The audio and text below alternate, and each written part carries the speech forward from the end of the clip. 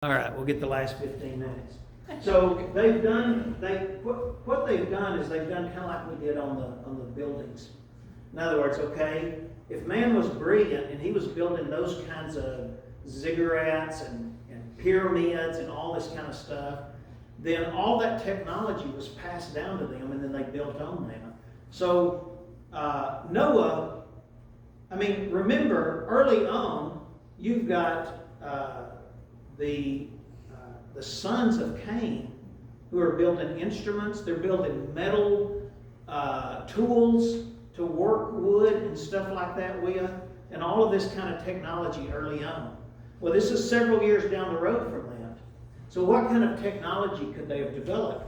Sometimes you can study ancient stuff that happened after the flood and speculate on what might have been built in the ark, and that's what the ark did up there. And so if you've never been to the ark, you should go. One of the things that the ancient Greeks did in their ships is, in a European boat, they would build, you've seen this, they build the frame, right? And then they nail all the planks to it to build a wooden boat. Well, ancient shipbuilders many times built the hull first and then put the frame inside the hull. And the reason why they did that is they built them extremely tight but light. And they used, some of you who are woodworkers will recognize, they use mortise and tenon connections. So this is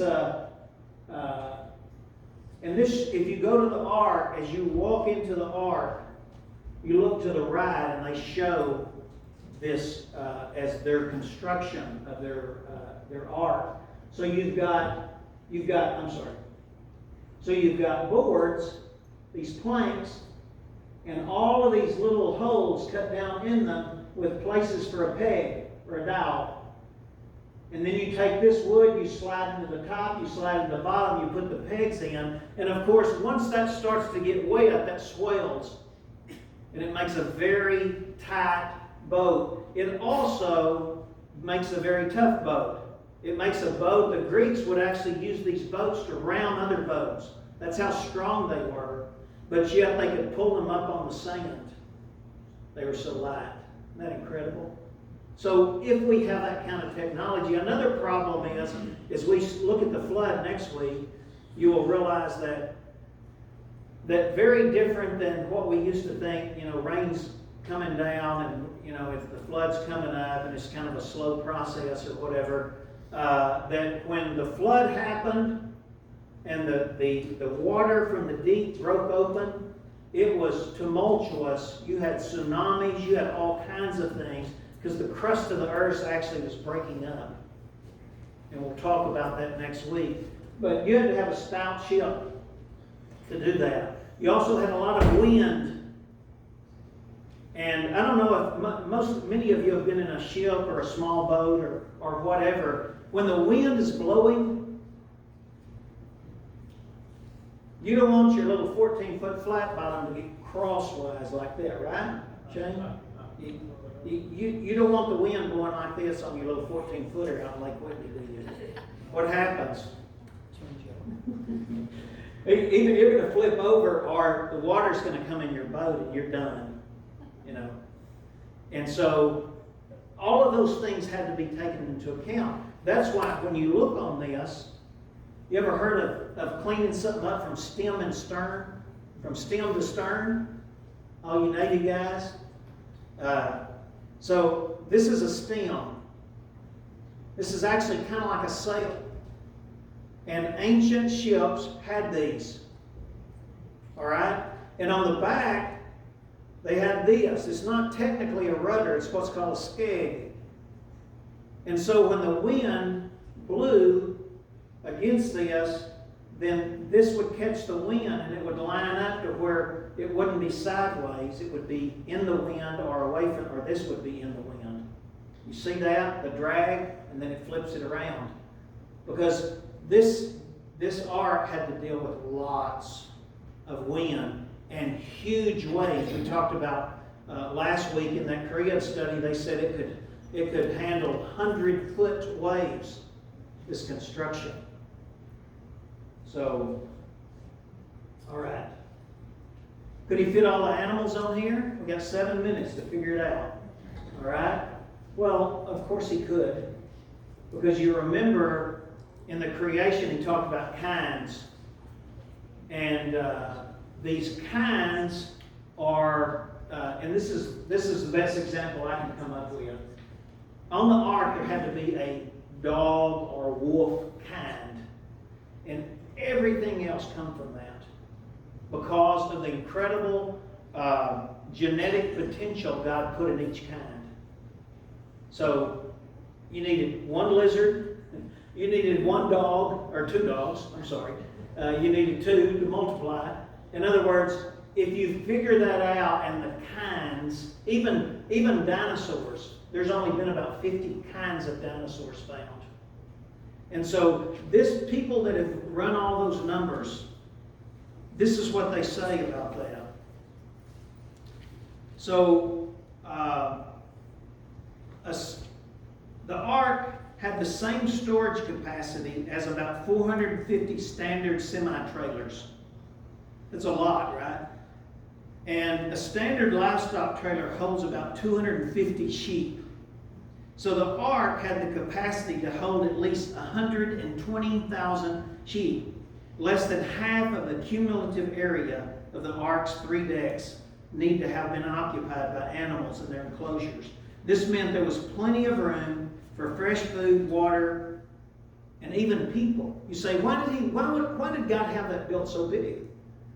Because even though he knew no one was going to respond, he was extending hope.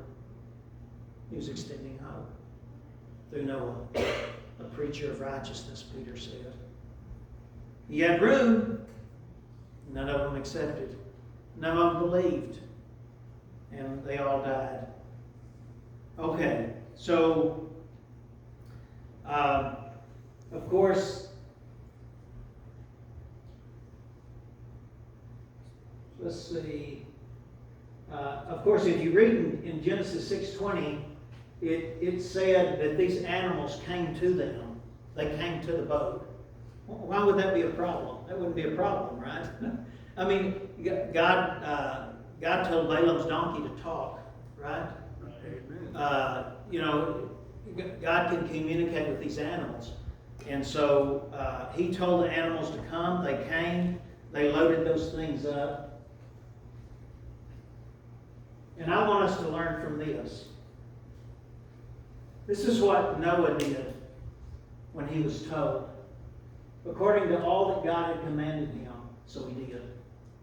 Does that characterize our life? When we hear the truth, do we say, yes, Lord? And we live that way. I'm not talking about, all these people like Job's talked about being blameless, and Noah's talked about being righteous and blameless, and several people throughout the scriptures. We may not reach perfection, but when God tells us to do something, there's one thing that he desires of us: to do that, to live that way, to obey. Some of the most righteous people on earth don't know as much about the Bible as you and I do. But what they know, they do. They obey. Noah, he just did it. 7:5, Noah did according to all the Lord had commanded him. Then Noah and his sons and his wife and his sons' wives with him entered the ark because of the water of the flood, as God had commanded Noah. That's what he requires of us. That's what he desires of us. If you're here today and you're a believer, don't buy into this Christianity that says you just get this certificate, you get to heaven, but you can enjoy everything here your sinful desire wants. That's not true. You may try to do it, but you remember the question I asked before? Has God ever had to wake us up? Let me promise you, God loves you enough to wake you up. And sometimes it's not fun and it's not pretty. But he's not worried about your health. He's not worried about your career. He's not worried about all of those things. He wants your heart. Amen. That's what he wants. Praise the Lord. So if he has to take your health away to wake you up, he will. Because once you put your faith in Christ, you're representing him. You're supposed to look like him.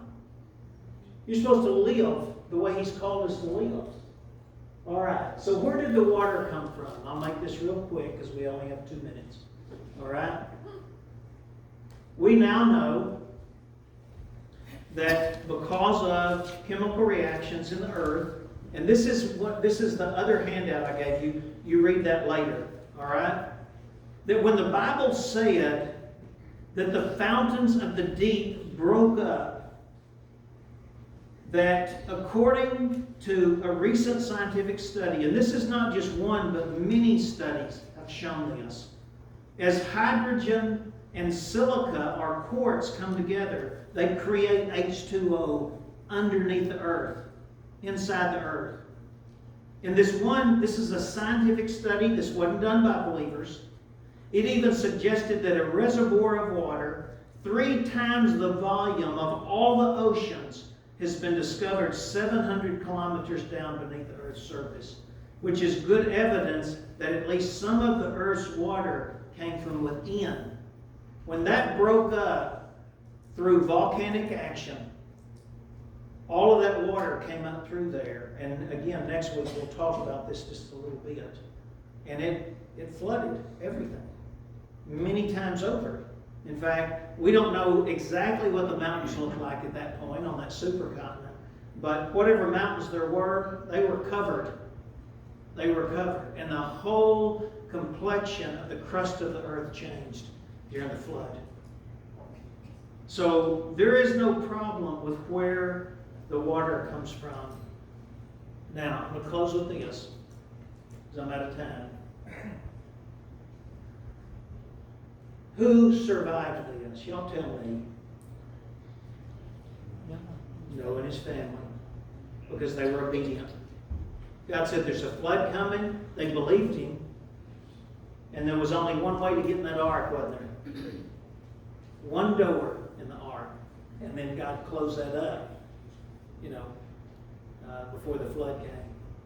And today, there's only one way to heaven. Jesus is the door. He's the only one that you can put your faith in to be saved, because he's, as we sang this morning, he's the only one that died for the sins of mankind. He is the creator.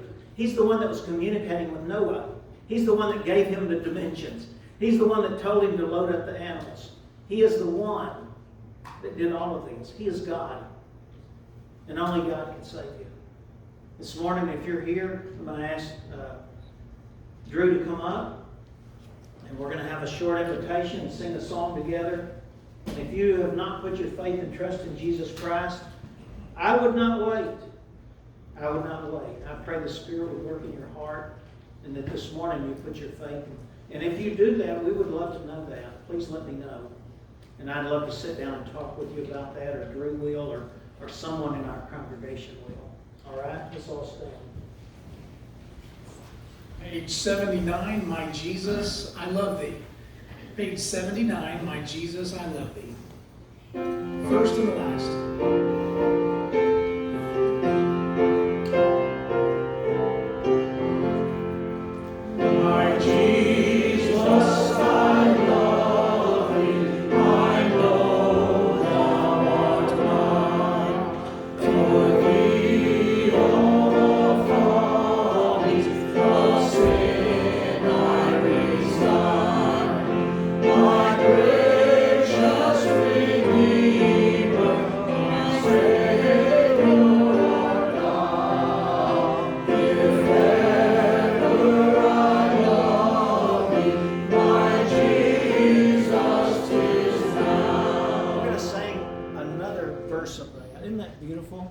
But you know what? If you don't know the Lord, you can't sing that. You don't love somebody that you've not put your faith in. That's somebody that died for you. And so if that's the case, you need to put your faith in Christ today. All right? And then you can sing this from your heart. All right? This is one of the last. In mansions of glory and endless delight, I'll ever adore Thee in heaven so bright. I'll sing with the living crown on my brow. If ever I love Thee, my Jesus, 'tis now. All right, remember, lunch is next door at Family Life Center. No evening services tonight. Let's all join hands.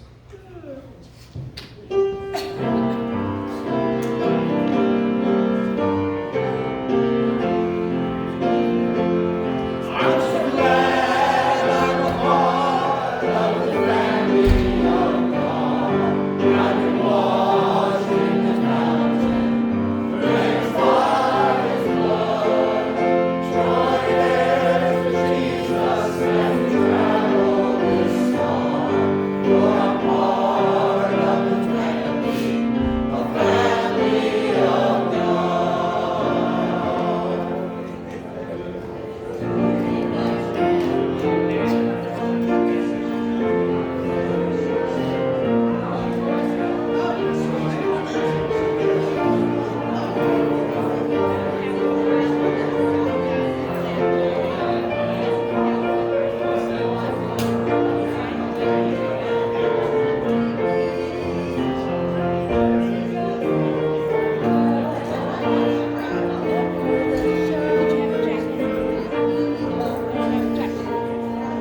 No jacket.